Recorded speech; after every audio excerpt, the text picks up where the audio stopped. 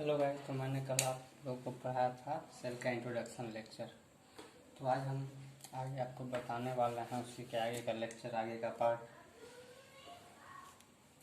So guys, चलिए हम लोग कल पढ़ चुके थे इंट्रोडक्शन लेक्चर में सेल क्या है, सेल का डिस्कवरी और सेल थ्योरी के बारे में। तो आज अब सेल हम लोग पढ़ रहे थे।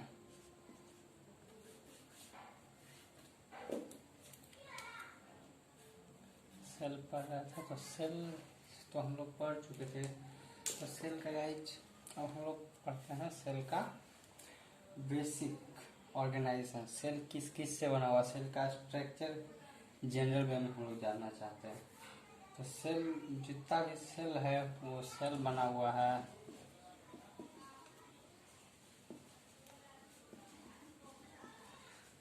जितना भी सेल है वो सेल बना हुआ है। पहला तो प्लाज्मा मेम्ब्रेन,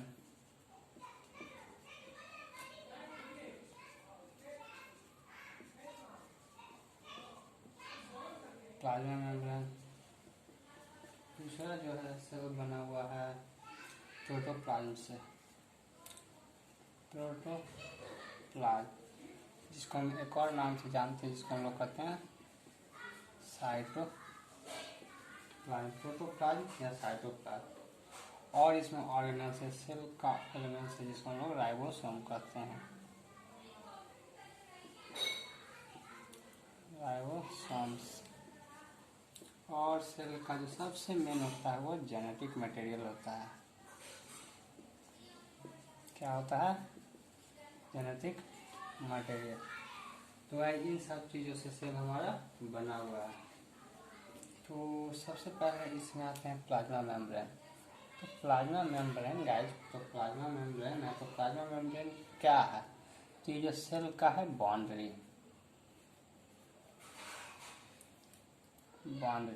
सेल का क्या है? बाउंड्री। और इसका काम क्या है? तो ये सेल को प्रोटेक्ट करने का काम करता है। क्या करता है गाइस? प्रोटेक्ट करने का काम करता है। और ये प्लाज्मा मेम्ब्रेन एक और काम करता है जो कि प्रोवाइड करता है। तो क्या प्रोवाइड करता है? Mechanical Warner, MS।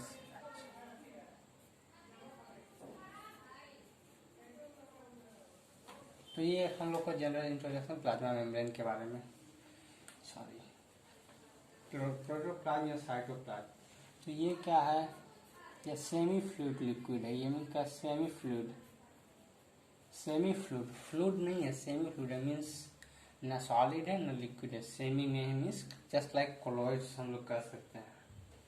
Semi fluid liquid,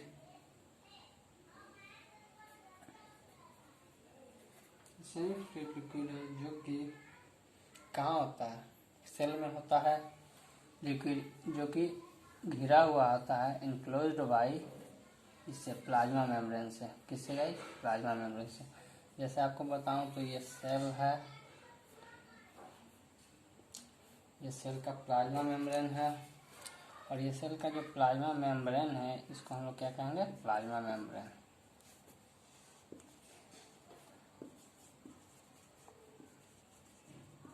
ये प्लाज्मा मेम्ब्रेन है और इसके अंदर सेमी फ्लूइड लिक्विड होता है। तो ये सब जो लिक्विड है इसी को हम लोग कहते हैं साइटोप्लाज्म। तो राइबोसोम। तो राइबोसोम किसको कहते हैं? तो ये प्रोटीन का सिंथेसिस करता है। क्या है? सेलुलर ऑर्गन है, सेलुलर ऑर्गन है, helps in synthesis of protein. तो ये क्या? प्रोटीन की सिंथेसिस करवाता है राइबोसोम। तो राइबोसोम के आधार पे हम लोग ऑर्गेनिज्म को दो टाइप्स में बांटते हैं। एक prokaryotes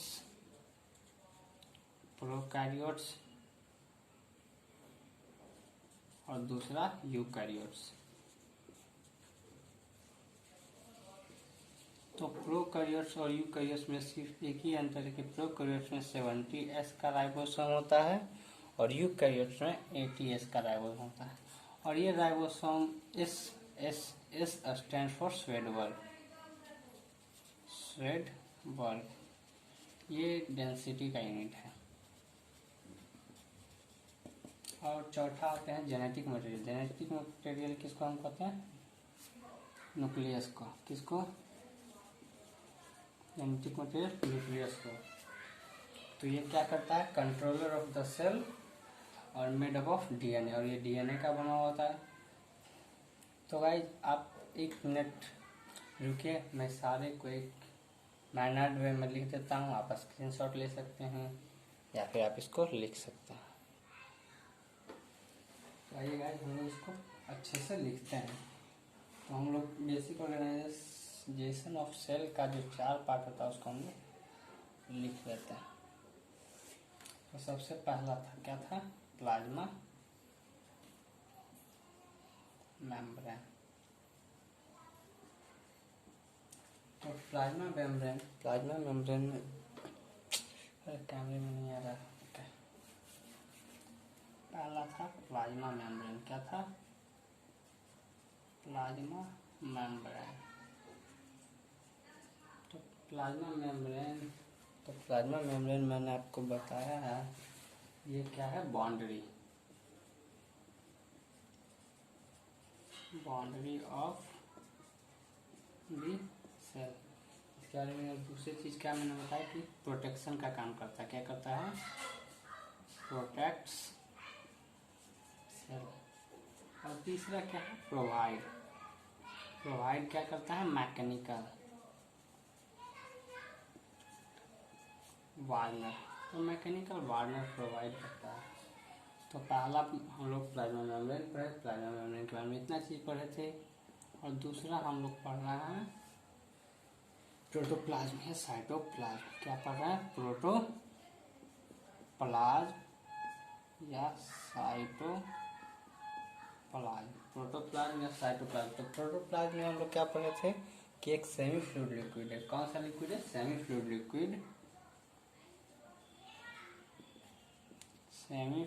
liquid enclosed by plasma membrane. एक ऐसा सेमी फ्लूइड लिक्विड है जो कि प्लाज्मा मेम्ब्रेन से इनक्लोज होता है। और इसके बारे में एक चीज़ मैं आपको बताना वहाँ पे भूल गया था, लेकिन यहाँ पे मेरे को याद आ रहा है कि ये क्या करता है? Cellular activity means arena of cellular activity. ये सेलुलर एक्टिविटी का प्लेस है। और मैंने तीसरा आप लोग को क्या बताया था? राइबोसोम।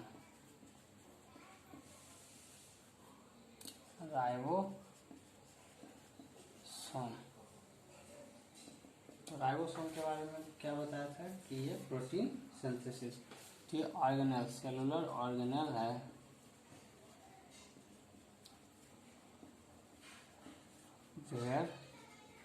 जहाँ की प्रोटीन सिंथेसिस होकर